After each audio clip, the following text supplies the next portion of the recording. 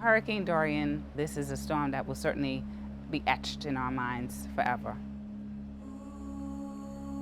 Reports suggest that we lost approximately 70% of our mangroves in Grand Bahama. Projects like replanting mangroves and getting involved in coastal cleanups and just helping our environment was so important to me and to the community at large.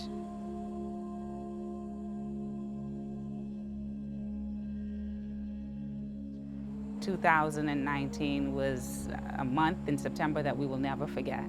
We saw firsthand the economic loss, we saw property loss, and unfortunately we saw human loss as well. Mangroves, we always say, is that first line of defense. Where mangroves weren't present, we saw the level of destruction even greater.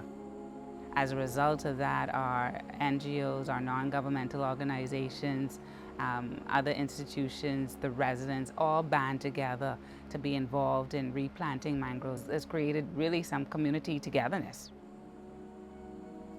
We also think of the work that Ministry of Tourism is doing, particularly in the area of ecotourism and the Missions for Mangroves program that has been launched. All right, guys, so we're going to be heading to the Conservation Cove. So that's where we have the mangroves at. They're on location. After Dorian, we had some sister Caribbean regions, Caribbean island nations that came together to provide funding to support tourism stakeholders. Our focus was to ensure that these incredible tourism ambassadors, who are proud Grand Bahamian taxi drivers, were an essential part of the mission for mangroves. We're going to be showing you examples of the 4 different types of mangroves that we have. I think the term has been coined now, restorative tourism. We're finding our guests more and more want to be not just an observer of a conservation effort. They want to get their hands dirty, but also connect with the people that are so passionate about it. Mangroves protect you and me.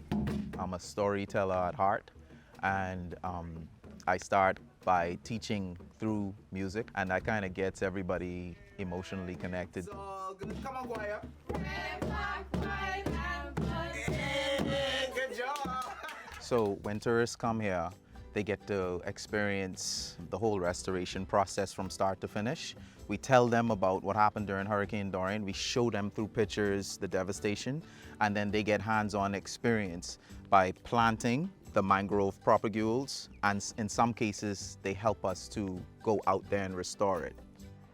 We are a small island and developing state, and so there are a lot of challenges that we face with all of the efforts concentrated in coming together and creating this environment where there are ecological considerations in development. I think that will take us a long way in having sustained climate change solutions.